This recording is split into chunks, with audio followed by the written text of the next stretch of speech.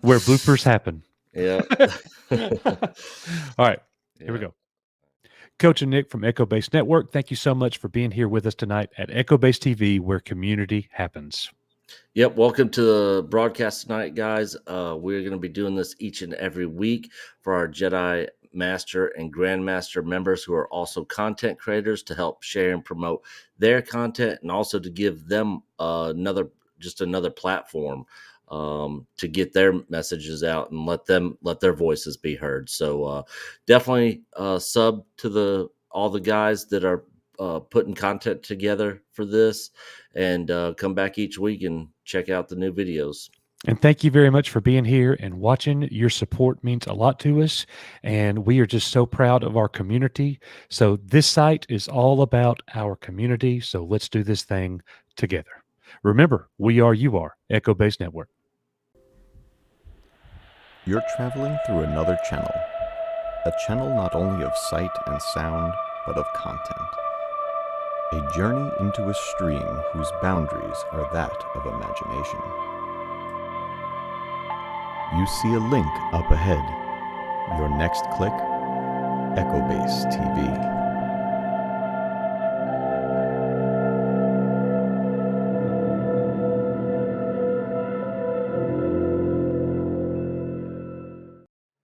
Hello there. Welcome to EBN TV. I am Daryl the Derelict, your host for this segment. The other day, Darth Arlena and I were talking about Kathleen Kennedy and her state of mind. Hope you enjoy. Hey everybody, welcome to the channel today. I am your host, Daryl the Derelict, and I want to know, has Kathleen Kennedy lost her mind? Be right back to talk about it.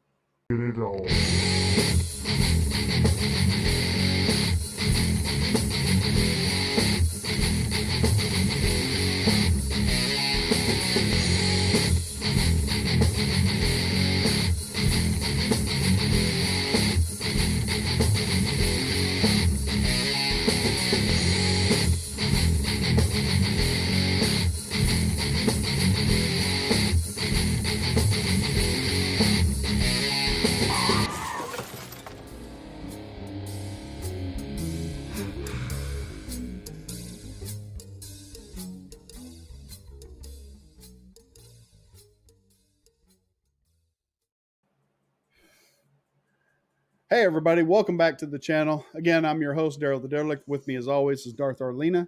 Hello there. And today we're going to be talking about Kathleen Kennedy and the possibility that we are all wrong about her. Mm-hmm.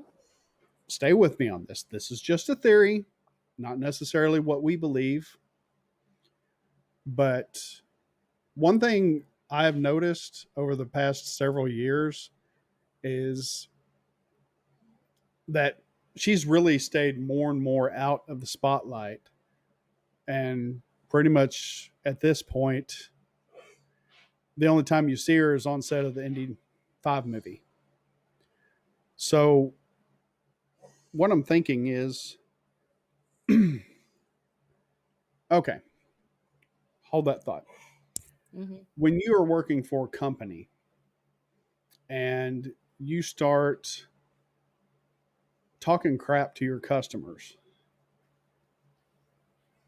your boss normally would come in and reprimand you and say, hey, you don't need to do this. These people, we need to take care of them.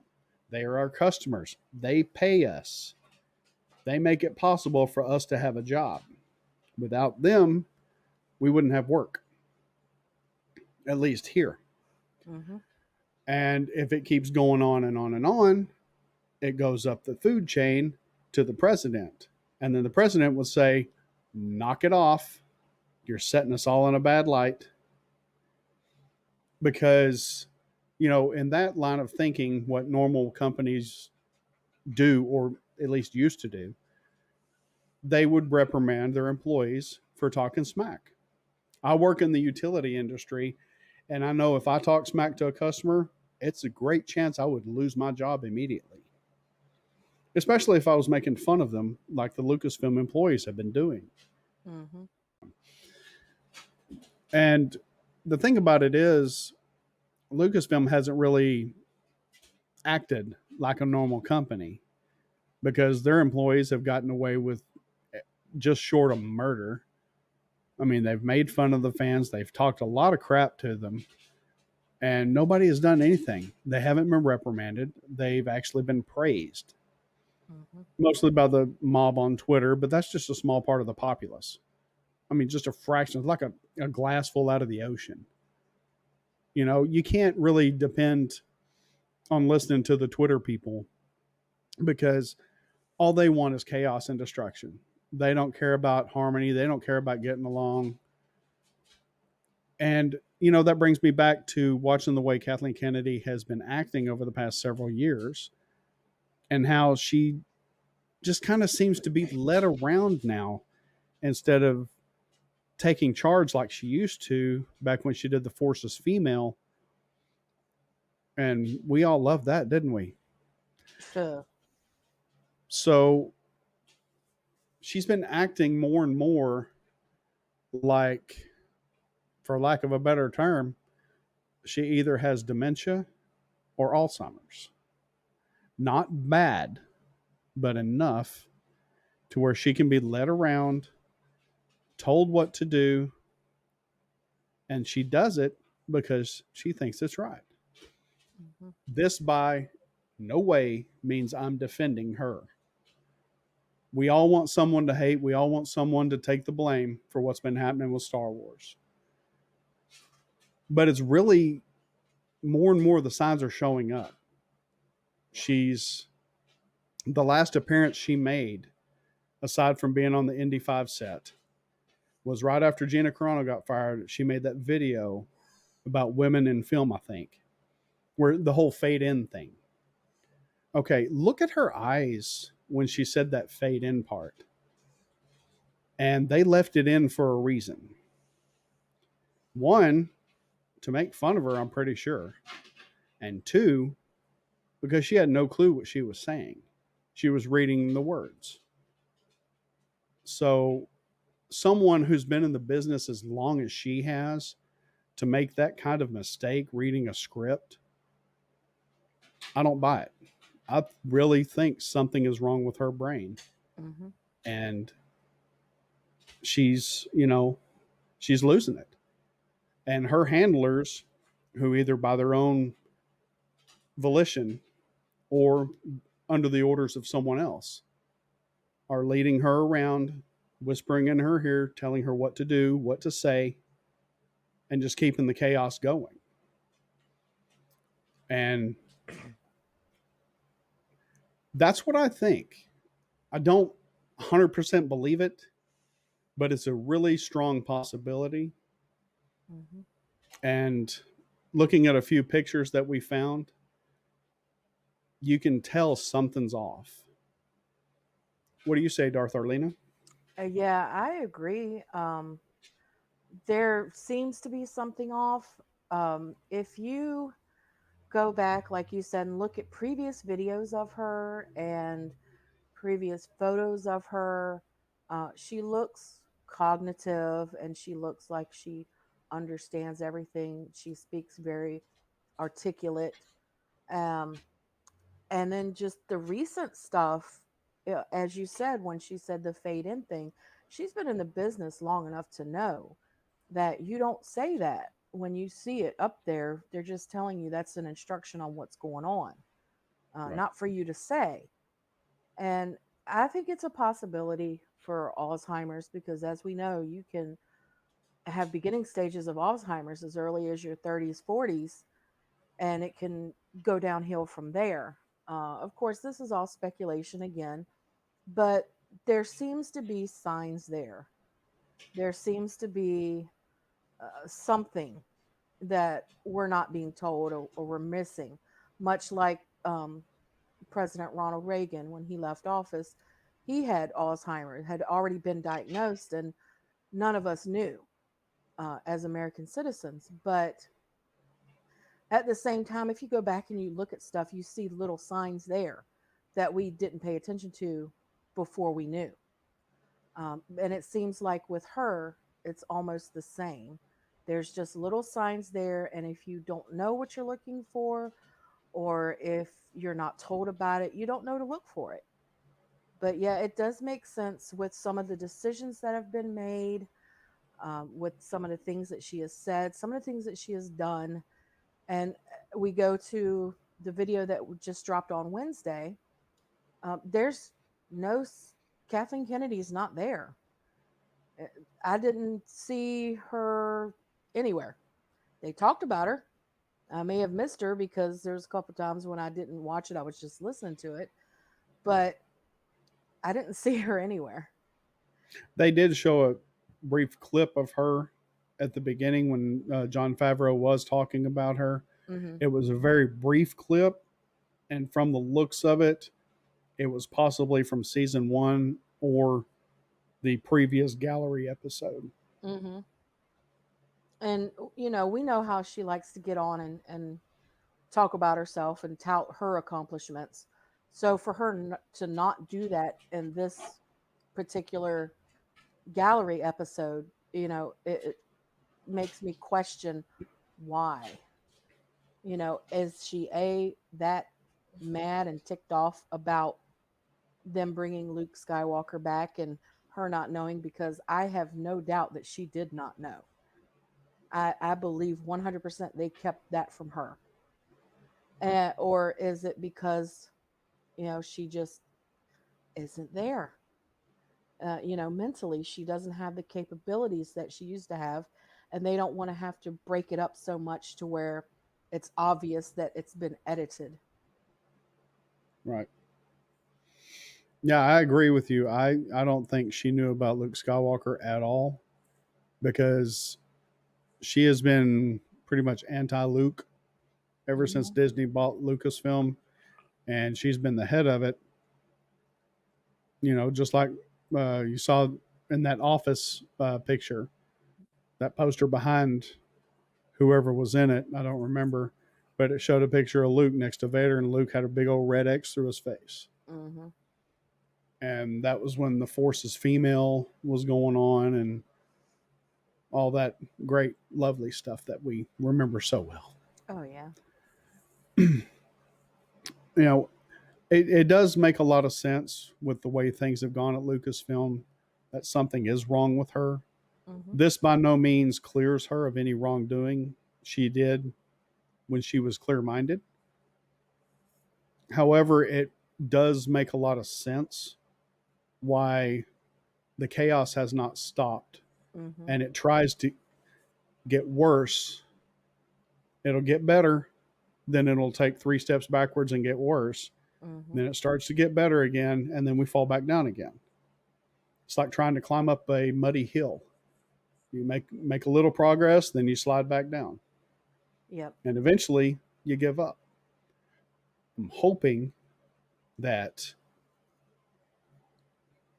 something will be done either by her leaving when her contract expires or someone else coming in to assist her who actually cares about the property. That one is really a remote. That's not even hopeful because I don't think they would promote anybody to assist her that cares about the property. Hmm. They brown nosers are trying to get up there and get next to her so they can try and get in the elite club. Hmm. So, but that really just makes sense. And if you think about it too, I have no doubt that she has the experience from being a producer and everything. As being president of Lucasfilm, I have no doubt that she very likely ran a tight ship. So for her to run a tight ship in the beginning, the way it was, and then within the last 2 years or so, it's fallen apart, and people just say whatever they want to say and do whatever they want to do. It just doesn't add up. I You're think right. at a minimum, she would um, tell them to publicly apologize. And again, this is not defending her because I have no love for Kathleen Kennedy. This is just, you know, pointing out things that likely would and should have happened. I believe that she would have told them, you know what, you need to take it down. You need to apologize, and it needs to be public. Absolutely. Absolutely. Well, as we're winding this down, do you have any final thoughts? No final thoughts. Just what is it, October 20th? I guess we'll find out because that is the last day of her contract. And from watching a couple of the other streams that I watch, uh, I do believe all evidence points towards her contract not being renewed. And I also think that's why Jon Favreau said the warm and glowy and lovey things that he said about her in that video, because he probably knows that she's leaving and everybody wants her to leave on a positive and good note as possible. Oh yeah, So, absolutely. And to further that thought on Jon Favreau, I think not only he did it because she is leaving, but it's also to publicly apologize and kind of smooth over the way he talked to her in season 1 gallery, when basically he told her to shut up, we'll get to you, mm-hmm. which we all loved because they left it in. And Yes. again, that was left in. And somebody with that much power wouldn't have allowed that. Mm-mm. So again, that points to something being wrong up here. A lot of people are talking that her contract will be renewed. I think that is a possibility, but only until Indiana Jones 5 is finished. Since that is her swan song, that is her Rolex watch, that is her severance pay, is Indy 5. Yeah, So but if, from my understanding, that's almost done. yeah, well, And let's hope. I it's mean, likely that they they've could had to use wrap. the stuntman to pretty much do the movie. Mm-hmm. And it's likely that it could wrap very soon, and pretty much everything could be done by October 20th. That would be awesome for everybody. Hopefully, Mm-hmm. we can cross our fingers. Mm-hmm. Absolutely. Okay, well, that's our thoughts on it. What do y'all think? Leave a like, leave a dislike. It doesn't matter to me. Yeah. Speak your honest opinion. Comment. Let us know what y'all think in the comments. We really want to know what y'all think on this. Yeah. So until next time, I am Daryl the Derelict. She is Darth Arlena. This is the Vac Tube for Echo Base TV, and we will catch y'all on the next one. Bye.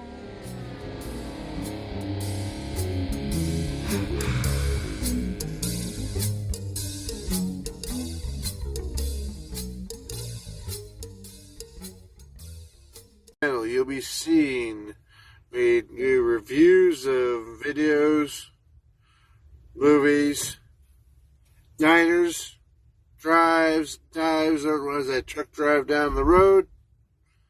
And when I'm home, you'll see some of the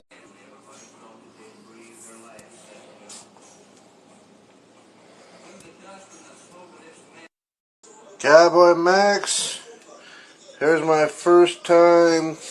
That was the first time I'd used a Dutch oven that I can remember. First time I used that Dutch oven. I just got done using cast iron pot to make personal pineapple upside down cake for my granddad. Turns, I want to say 90 here later this month. I'll be on the road, so early birthday cake. So, yeah. You can tell how the man cakes had a hit so far. Y'all have a great day. Happy New Year. Keep smiling. And you get to see some of this. Hey everybody, you always see me with the fire pit. I'll post a video when I was doing with the fire pit.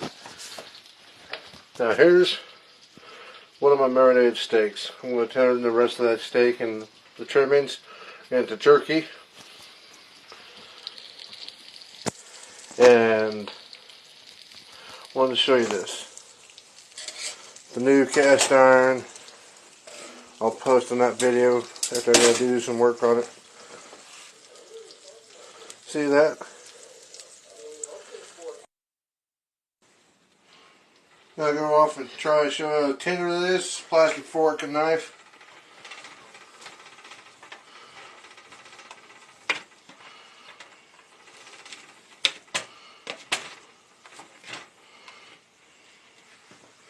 And this was a beefsteak. You see how it was cut over there, KC strips.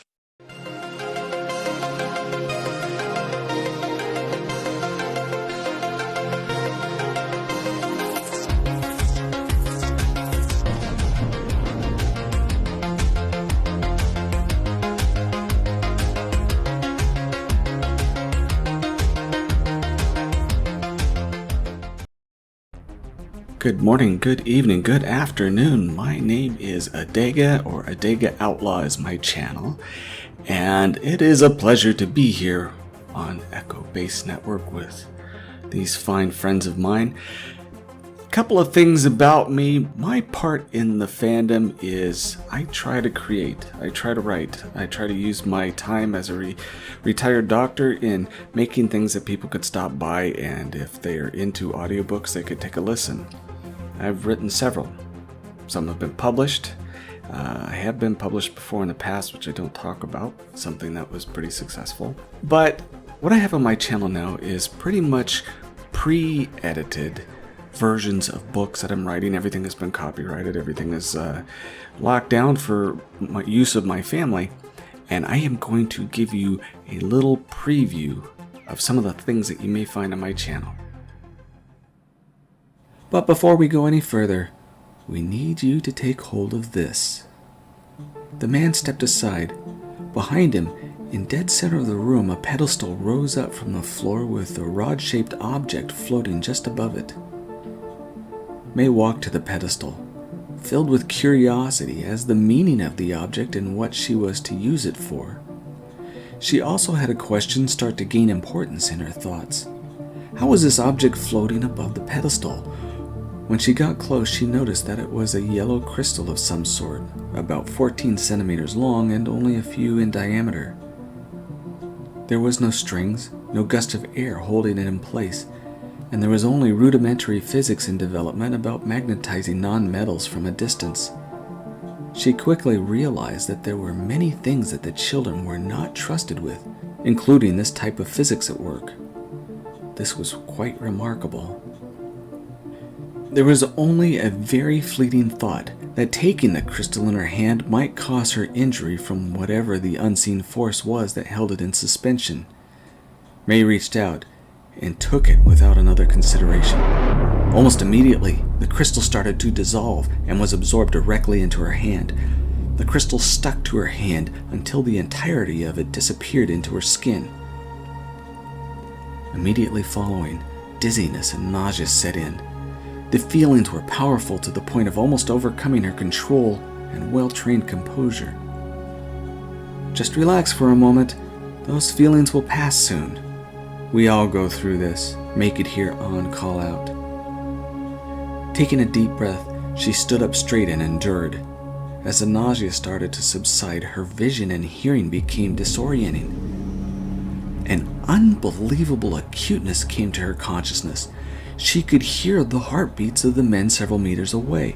She could now see the ceiling clearly. It was pitch black and nearly 50 meters above, and yet she could make out patterns and textures on its surface. She felt light, almost like her body was made of air. It was astonishing. Turning to look at the two men, she must have had an expression that told them what she was thinking. Either that, or they had seen the expression she had on many occasions. Before she could ask, On answered her question. This is part of why we are out here, May. You are evolving into someone far superior. You can now think faster, run faster, and all of your body functions will work better. When you are ready, you will need to do that one more time to complete your transformation. With that, you can kind of see I like to read my stuff, and the point is I get to listen to it and then edit it for errors or different things that I find later on after hearing it. I originally started this as something for my family, but enough people caught on to kind of like it, and then some friends pushed me to actually publish stuff, which did pretty well. And I also got recruited by another YouTube channel. They saw what I did and liked it, and so now I write scripts for top fives. Well, they have quite a few writers. I'm just one of many, but it's enjoyable. And if you're ever in the need to put something on that you can listen to and enjoy a story that you never heard before, there's sci-fi, and there's also fantasy, and there's a bunch of short stories as well. There's also music contained on there from a friend of mine who does Co.ag music. He's a wonderful guy, been very helpful, and I hope you like both, and I hope you remain a big fan of Echo Base Network. Coach and Nick are wonderful guys, and they provide a wonderful service. So bring your friends, and thank you for listening to me.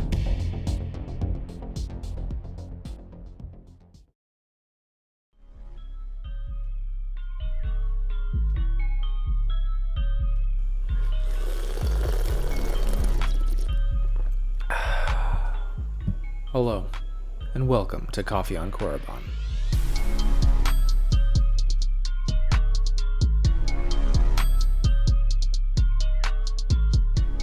Welcome back to the show, to this special Echo Base TV broadcast of Coffee on Korriban. And if you enjoy the show, please be sure to check out my main channel. I would love to have you there, maybe have you on a live stream. We can have some great Star Wars discussions. The topic of today's video is, what is it about Star Wars? Specifically, what is it that it keeps us invested? What is it about this fake universe that keeps drawing us back? And for some of us, takes so much of our time to study the history of this non-existent place. Well, in this video, we are going to explore that. And after talking to a bunch of people on Discord and YouTube, I think I've got some answers as to why we enjoy Star Wars so much. So when it comes to the people that watch Star Wars, I believe they fall into 4 different categories. The first being action. People want to watch it to be entertained. They want to see flashing lights and lasers and space battles. And if they get that, they're happy. They don't really think too much more about it. They don't go into the lore or the deeper history. They just see entertainment and they're happy with it. Maybe they'll watch it again a few years later, but that's where they stand. I believe this is the weakest reason for people to watch Star Wars, because action can be found anywhere, namely the sequel trilogy. And the sequel trilogy was not short on action. I think we can all agree on that. But there's got to be something else other than just visual entertainment that keeps us interested in the Star Wars universe. So that leads us to the characters. And if the characters are relatable, someone that you can identify with, you're going to want to invest in that character, in their story. Maybe you really like Han Solo, and so you buy all the Han Solo books. It's not me, I just happen to have these books. Maybe you love the relationships between those characters. Maybe you love the way that Han and Leia have their unspoken love, where when she finally admits, "I love you," as he's about to be frozen in carbonite, all he can say is, "I know." And let's just be honest, they did such a good job with the character design in all those movies, from Luke's hero's adventure starting out as a farm boy, to Leia starting out as the snobby princess, and Han Solo starting out as the emotionless smuggler who's just in it for the money and saving his own skin. And we see where their characters progress over time, and if you love that character development, you're going to want to invest farther. I've said before, action is not memorable. It takes quite a special moment for action to be something that sticks in your brain and that calls you back to watch that media again. But character development, if you identify with that character and you really understand what makes that person think and why they do the actions that they do, the different mental battles that are going on behind the scenes, you know what their brain is thinking of and why they do those things. The next reason why people invest in Star Wars is nostalgia. We love this. Some of us grew up on this. I didn't come into my love for Star Wars till later on in my life. I didn't really grow up loving Star Wars, but a lot of people did, and especially if you grew up during the original trilogy. You grew up with these characters, and then when we got the prequel trilogy, you got more backstory, whether you liked it at the time or not. And then for people such as myself who basically grew up on the prequels, that is what your nostalgia is. The pod racing scene is so nostalgic for me. Anytime I see the pod race, or any sound effects that they use during the pod race, I'm instantly sucked back to my childhood. Just thinking about it. Sebulba's pod flying by. And this is something that sadly the sequels lacked. You would think that having our favorite characters back on screen again would feel nostalgic, but it just didn't. If I may go on a little rant here. Luke Skywalker is now a hermit. That's not nostalgic, that's disappointing. Leia and Han Solo got a divorce, basically. That's not nostalgic, that's just sad. We could have had a chance to have all of our favorite nostalgic characters back together in one scene, but we didn't get that, and we never will. That's not nostalgic, that's a wasted opportunity. But all that to say, nostalgia is what brings a lot of people back. We feel the same way watching these movies and learning more about this galaxy as we did when we watched the movies the first time. And then the last reason why people invest in Star Wars and really love the Star Wars franchise and the Star Wars galaxy as a whole is the world. In discussing why people are invested in the Star Wars universe, one phrase kept coming up more than the others, and that was world building. So what is it about the Star Wars world that keeps us coming back? Is it possibly that our world, our real life world, is just too awful and we need Star Wars as an escape to get out of the politics and socioeconomic situations that we find ourselves in, and we would rather live in the Star Wars universe? And so we invest our time into learning about the Star Wars universe, even though it's not real, because it's better than what we're currently living in? I think also there's just so many possibilities in the Star Wars universe. There's so many planets with different characters and different species and different civilizations and cultures and religions, with millions of planets and trillions of beings. There are so many possibilities as to what we can encounter in this universe and what we can learn from all of them, each with their own history of how the planet came to be. But I think for me, Star Wars makes me feel like I'm there. It makes me feel like it's a real place, whether that be realistic looking places like Naboo or outlandish and fantastic places like Coruscant. And sure, there is the suspension of disbelief that you have to allow when you're watching these movies. But when you do, if it sticks within the framework that is the Star Wars universe, you get so much out of it. That might be a little bit too philosophical and maybe a little deep for some of the viewers, so I'm gonna go ahead and break it up here with some responses from you guys, the community. Mr. 2 Star Wars Nerd says, "For me, it is how real and lived in the world building feels. It truly feels like a galaxy far, far away." Lord Crit, my 500th subscriber, says, "I think the character development and world building keeps me invested."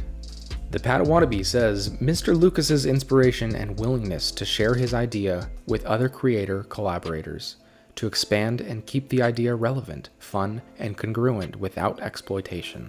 And our commander, X-Wing, says, "I've always been interested in the blurring of lines, good and evil, even when it seems so black and white. It is often so complicated and muddled gray. Also, the impact that love has on the series. 1 through 6 for me were always a story driven on love. Anakin's love for Padme, Luke's love for his father." So that should give you a pretty good idea about how the community, and specifically the ones that I talk to on Discord pretty regularly, feel about why we love Star Wars. So let's go through the different eras of Star Wars real quick, and I'll briefly go over the world building that takes place in those different times. So the prequel trilogy is my favorite. I know a lot of people might be offended that I don't hold the original trilogy in the highest reverence, but to me, that's the most interesting part about it. I love the world building in the prequel trilogy. Everything from the Phantom Menace, when we see the Trade Federation and the blockade and the invasion of Naboo. This is all like real world stuff that would actually happen, and I love to see how the governments are ran. A lot of people don't like the prequels because of all the politics involved. That's one of the main reasons why I love the prequels, is because of the politics. Because if there really was a galactic senate and they were handling things poorly, there would probably be a separatist army and an uprising that they would want to have their idea of how the universe should be ran. And with the intergalactic banking clan and the Pikes and the spice cartels, this is all super interesting stuff for me. I love the world that is presented in the prequel trilogy. This is amazingly interesting stuff for me, and I love this type of world building that takes place during the prequels. The original trilogy, by comparison, feels small as far as world building. We get an idea that there was a much larger universe out there, but we're only seeing a small part of it. And with the prequels, and especially the Clone Wars and all the subsequent shows and literature that's come out since, we know what's going on in the galaxy at this time. So we know that the galaxy is much larger than we see in those 3 movies. And that, I think, is the hidden genius of the prequels that so many people don't recognize. It filled in so many gaps and really supplemented the original trilogy in a way that we get to understand what is going on in the larger galaxy. How did we get here? What are the bigger ramifications for the different little story details that we see? And of course, shows like the Clone Wars, The Mandalorian, Rebels, and The Bad Batch give us so much more supplemental information that just fill in gaps to the stories. And for all the people that didn't really love The Bad Batch, Nick, I think we should be grateful and take a step back real quick and just appreciate all of the world building that we got. Because after Order 66, we really had no information about how the government transitioned from the Republic into the Empire. And we got so much of that. Everything from the implementation of the chain codes, to the ships getting tagged, to the occupations on planets such as Ryloth. How did planets that were aligned with the CIS transition into the authoritarian rule of the Empire? How did they start phasing out clones? What happened to Kamino? How did they start using stormtroopers? And we wouldn't have had any of that if it weren't for the Bad Batch. So maybe you don't like Omega, maybe you think the finale was a disappointment. I have another video on that. But the amount of world building we got in the Bad Batch is actually pretty astounding for only 16 episodes, a couple of which you could be argued that they were just filler episodes. And I, for one, am really thankful for the show for delivering on that. The extended universe is, well, extended.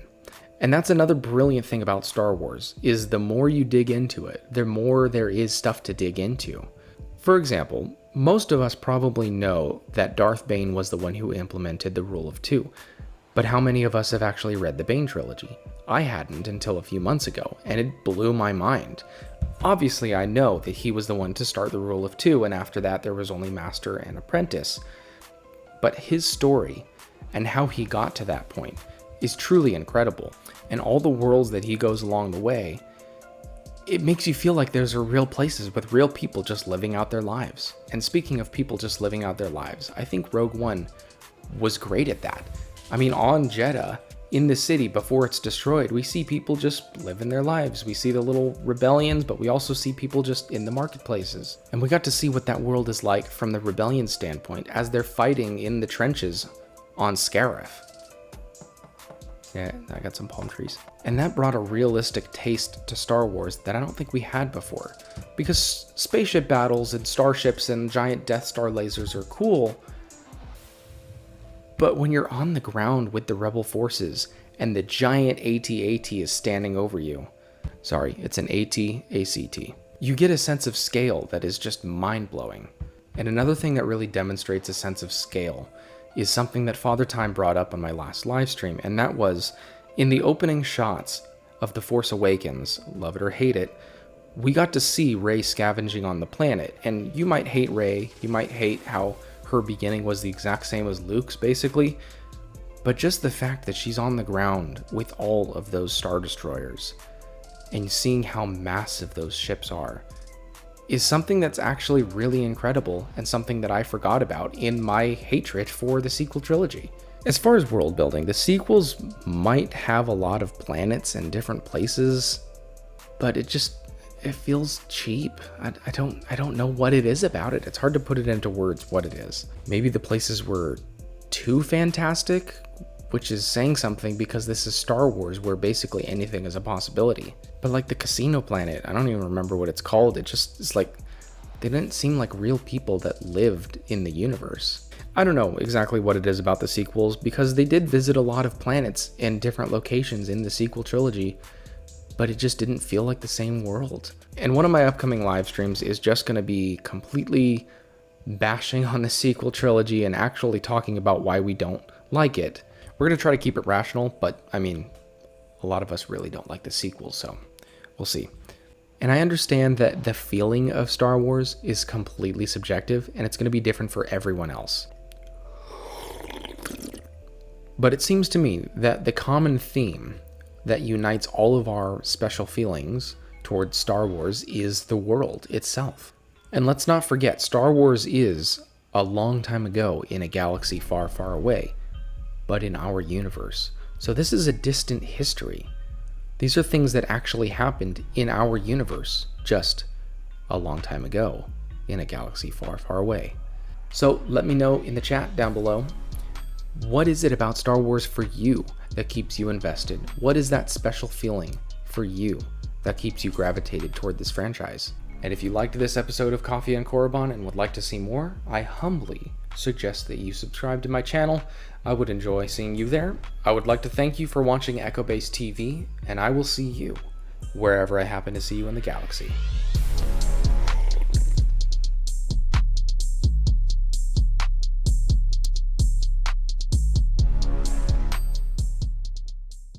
Welcome to Echo Base TV, guys, where community happens.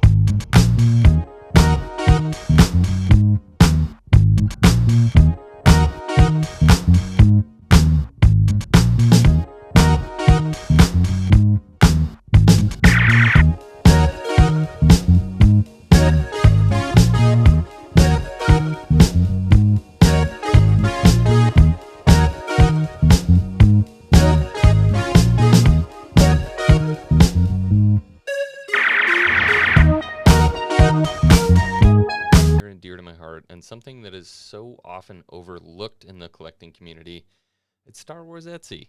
Stick around.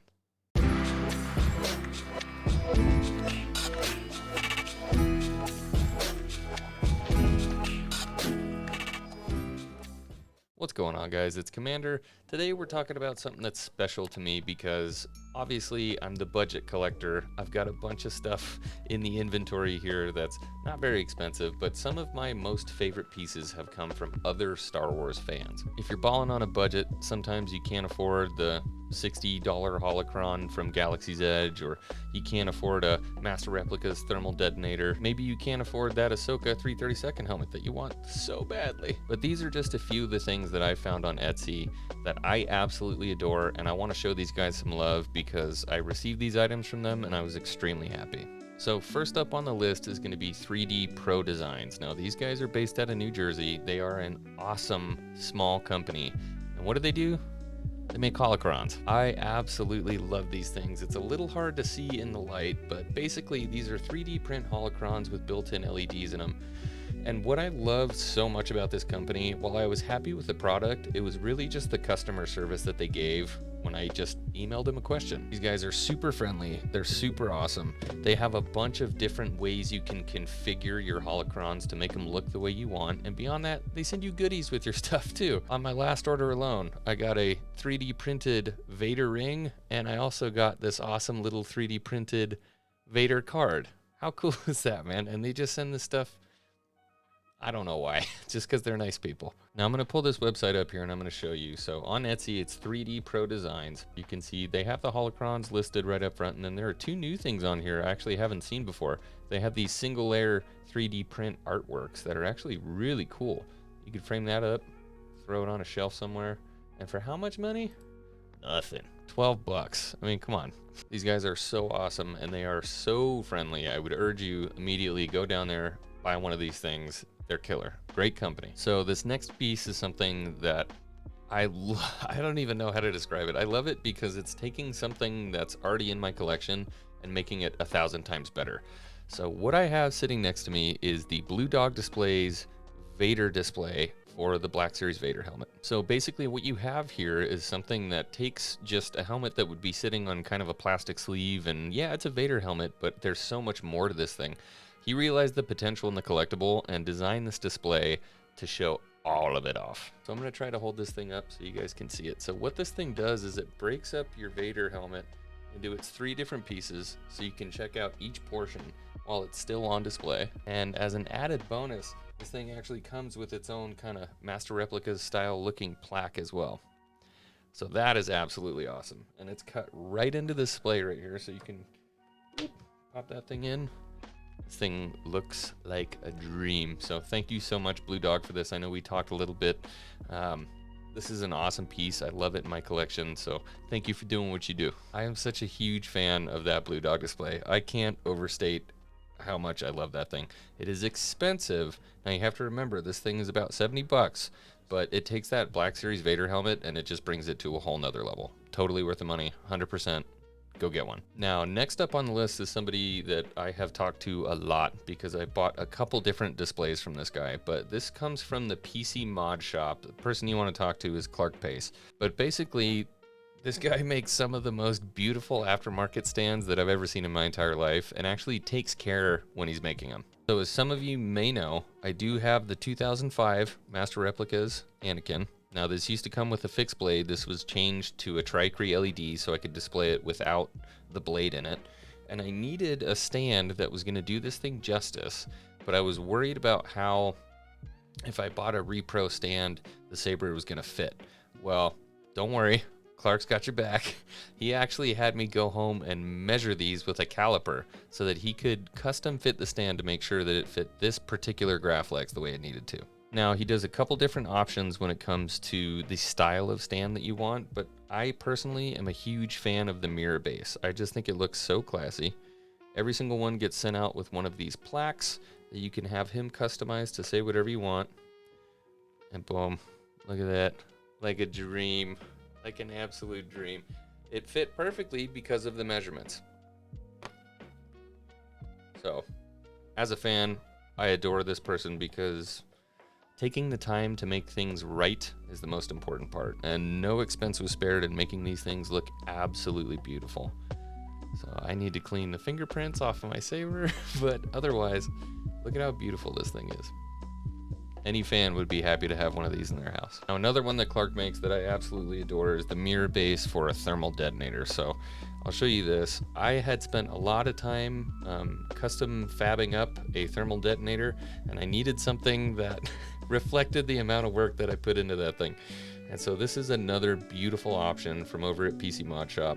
Go check this out. If you're gonna do any of the 3D prints that I'm gonna be showing you guys, this is a really good place to find stands that reflect the work that you put into your 3D prints. So last but not least is an honorable mention for our friend Nordsee 3D over in Sweden. Now, I really wanted an Ahsoka 332nd helmet, but I could not afford the helmet, and so I found Nordsee, who created this beautiful little repro.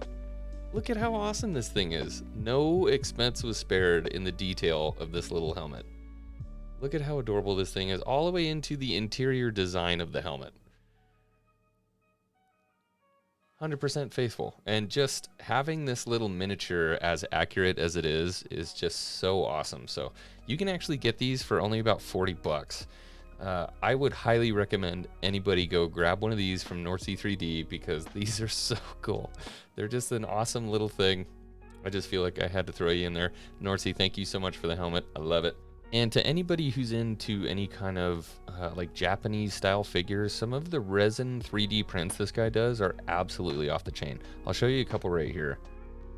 Now I know this isn't particularly Star Wars related, but these are absolutely beautiful. And this would be a really fun way to maybe start painting, learn how to do some model painting.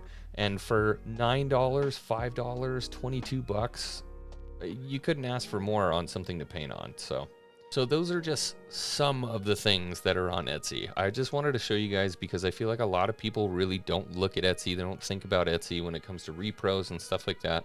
But I have had so much fun just digging through Etsy and finding other people who love Star Wars as much as I do and creating. So I hope you guys go check them out. All of the links are going to be down in the description below. If you haven't already, I would love it if you could subscribe to my channel. Every little bit helps. And if you are a Star Wars fan, please join the Discord. The Hangar Bay Discord is such an amazing place where a lot of us get together, talk Star Wars, have fun. We're almost 200 strong. We are a 24/7 server. We're always talking Star Wars, always hanging out, having a good time, gaming together. So join us. That's going to be it for me today. This is Commander signing out. I hope today finds you well. I hope tomorrow finds you better. May the Force be with you.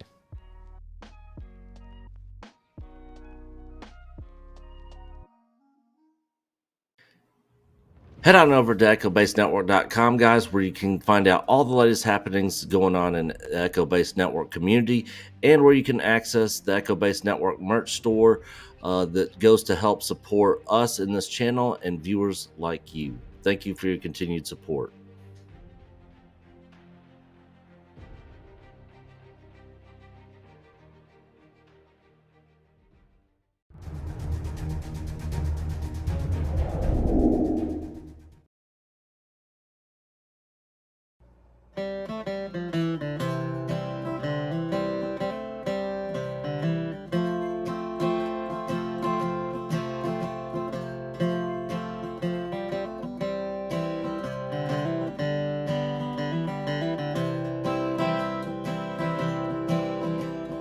I've learned so much throughout my life,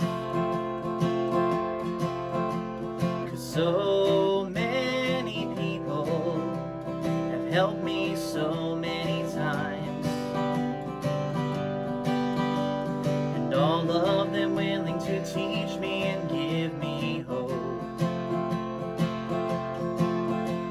But of them, my granddaddy is who I looked up to the most, 'cause he taught me everything that I now know about life, about music, about baseball and riding bikes. He taught me about Jesus and how he cares. One day I know I'll see him in glory way up there.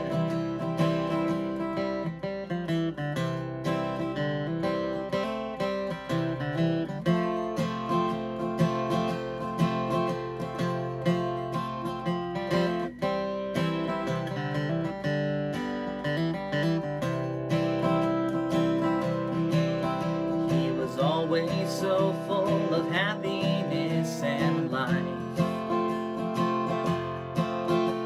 He often talked, laughed, and joked with me just to pass the time. He was a preacher, the best I've ever known. And now he's up in heaven singing around the Master's throne. Well, sure, I miss him and it hurts so much. Wishing with him I could have had more time. But I know he's happy where he's at right now. All that I can do down here is keep his memory alive.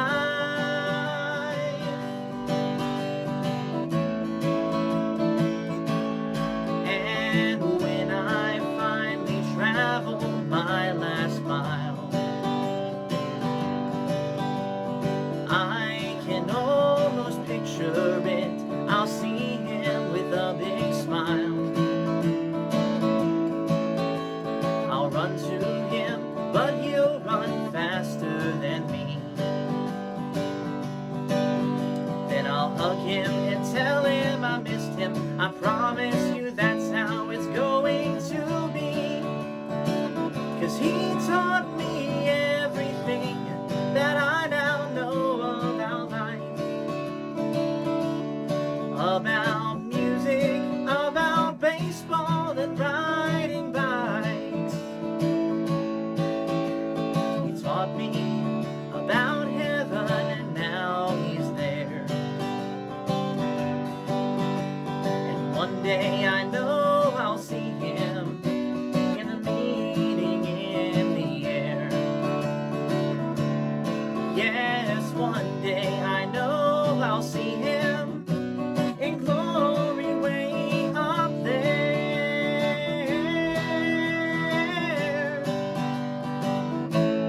He was my best friend.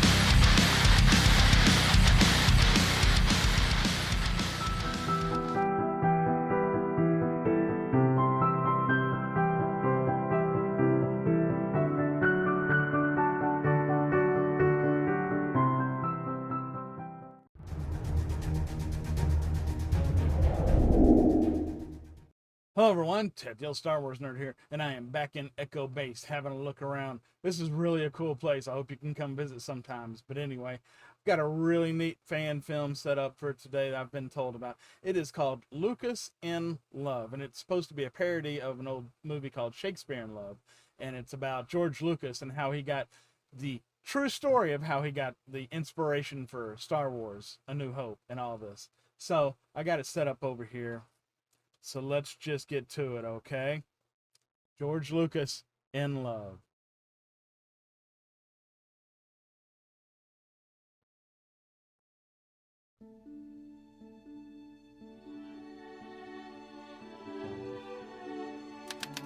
$1967.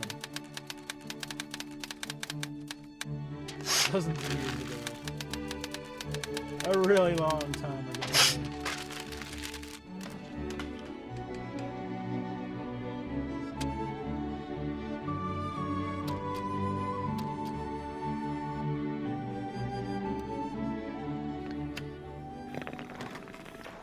Uh-oh. I could feel it, man. It's like this giant cosmic force, an energy field created by all living things. It surrounds us, it penetrates Benji, us. I'm trying to write. If I don't finish this script in 3 days, I don't graduate. You're lost, man. And you know, my mom is coming this weekend, so could you clean up the pharmacy? Oh.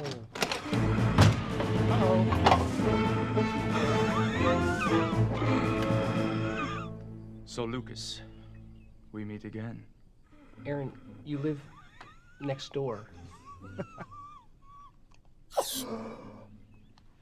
My script is now complete. Soon, I will rule the industry, and you'll still be writing line one of Whatever it's called. 3XR-259.7. Exactly.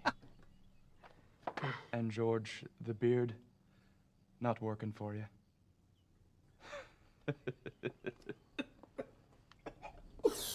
Weirdo. Oh, shit, I gotta meet my professor.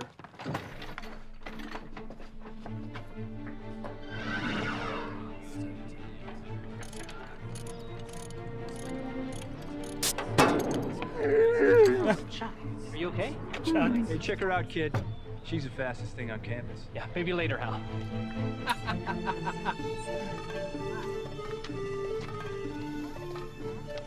Oh, this is great.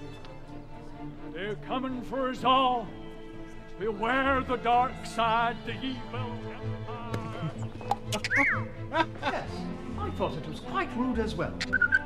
So, yeah, it's not what you would call technically done yet, but it's about a young space farmer who is he's struggling with a terrible crop of space wheat. Struggle. Oh, jeez. Yeah, and he's searching. No, search not. Inspiration will you not find. Love that tree. It will find you. Could you talk kind of forward? Too much already, have I said? Okay. Thank you. You've been it's big help.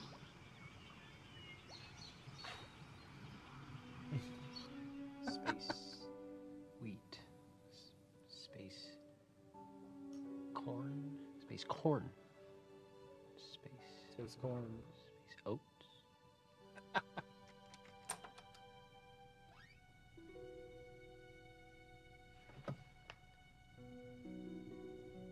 Oh, she's pretty. You're beautiful. I'm sorry. I don't normally talk to girls like I don't normally talk to girls, so God, I'm sorry. Oh, I'm sorry. I didn't know anybody was in here. I usually just like to come here to think. You do? I mean, I'll leave. Oh, wait.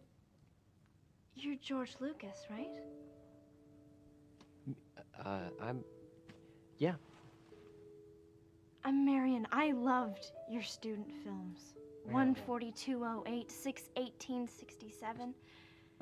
Great titles. Yeah. I can't believe you saw those. Oh, yeah. Well, they had such passion, such vision. I loved them. Do you want to sit down?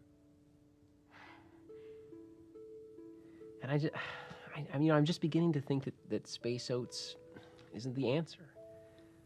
Well, maybe you just weren't meant to write agricultural space tragedies. You've got to write from your heart. Just let people into your dreams. You think so? I do. I really do.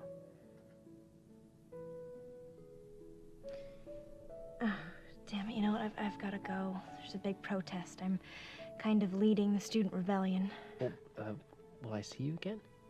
Definitely. Don't worry so much. Just write what you know. Oh, how sweet. Nice typewriter.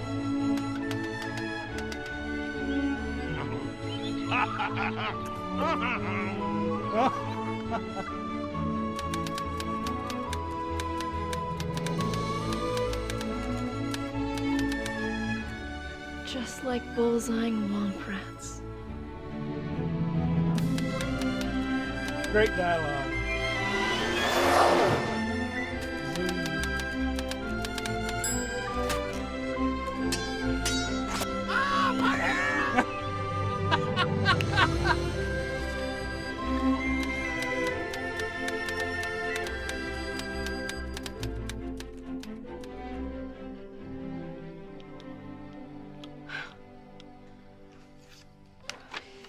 amazing.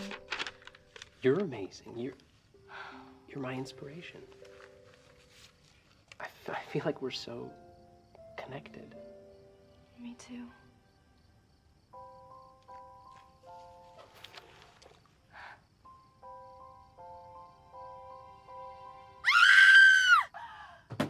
Mom?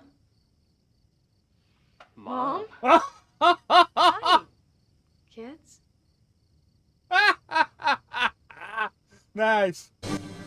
Oh, that's a twist right there, huh? Wow. Nice. Hey, George! Check out my new duck. I named him Howard. Oh, that's greatness. It's great fan film. George Lucas in Love, a parody of the movie Shakespeare in Love, the true story of how George Lucas came up with all of his ideas for Star Wars. Awesome. That was just really cool. Okay, well, it looks like it's time for me to get out of here, boys and girls. I hope you enjoyed that fan film as much as I did. Please, you are Echo Base Network, and I'm going to go swing by their merch store and see if they got any new stuff. Maybe pick me up a shirt on the way out, okay? What do you think? Anyway, go check out their merch store, pick up some stuff, and while you're at it, subscribe to the channel and leave a likes and comments below. Thanks again for joining me. I'm Ted the Old Star Wars Nerd. See you next time.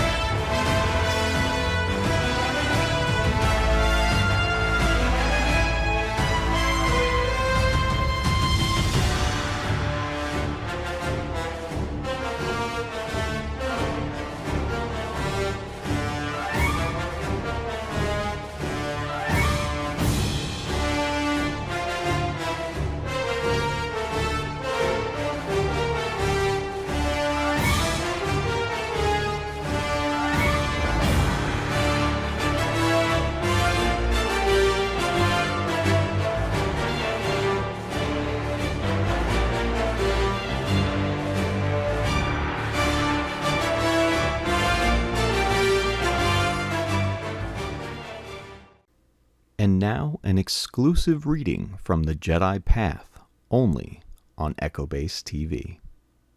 The Knighting Ceremony by Grandmaster Faye Kovan. If you have passed the trials, you will know it at once. There is little point in keeping Padawans in the dark regarding their status. However, you will not bear the title of Knight until the completion of the Knighting Ceremony. Proper etiquette must be followed during the most ancient of rituals. Prepare yourself, and do not embarrass your master by forgetting your role. One day before the appointed date, report to the heart of the temple. Here in the preparation chamber at the center of the sacred Tranquility Spire, you will spend a day and a night in meditation. You may be alone, or there may be many Padawans sharing the space with you. Do not use this time for socialization, but instead reflect upon your journey as a Jedi and prepare yourself for what the Force wills for your future. On the following day, you will be summoned to the Hall of Knighthood, most likely alone, but possibly with one or more of your fellow Knights-to-be. The members of the High Council will be present, along with your master and other Jedi who played key roles in your development. If the High Council members are off-world or inaccessible, members of the Reassignment, Reconciliation, or First Knowledge Councils may sit in as appropriate. All members of the Council will ignite their lightsabers to illuminate the darkened chamber. As the Grand Master or ranking Jedi approaches you, kneel to hear the words offered on your behalf. Bow your head when the Master recites the following passage. By the right of the Council, by the will of the Force, I dub thee Knight of the Republic. The Master will lower his or her blade to your shoulder and bring it up in a swift motion to cut loose your Padawan braid.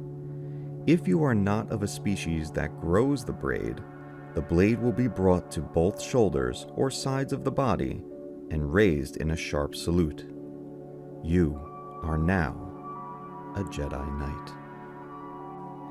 Annotations to this entry in the book were provided by Master Yoda, Count Dooku, Ahsoka Tano, and Luke Skywalker. Thank you so much for joining me down in the Mac Cave for this exclusive reading from the Jedi Path, only on Echo Base TV. May the Force be with you. Good evening, everyone. This is Grand Admiral Thrawn coming to you once again directly from the Chimera with another urgent message. We hope you enjoy tonight's stream on Echo Base TV, and I would encourage you, make sure you subscribe to every channel you see featured here tonight. So if you see content during tonight's broadcast that you find to be entertaining, be sure to subscribe to its creator. Now enjoy the show, and welcome to Echo Base TV, where community happens.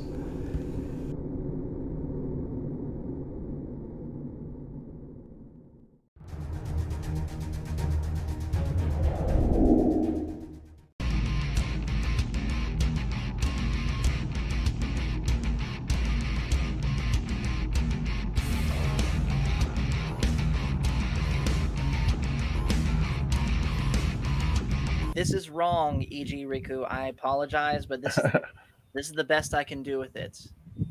Toss a coin to your witcher, O Valley of Plenty, O Valley of Plenty. Toss a coin to your witcher, O Valley of Plenty. Toss a coin to your witcher, O Valley of Plenty, O Valley of Plenty.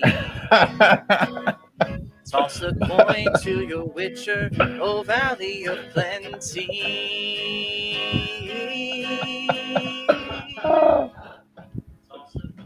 That's the closest I can do with it. Oh. There's a special guest. Thank you guys for watching tonight's broadcast.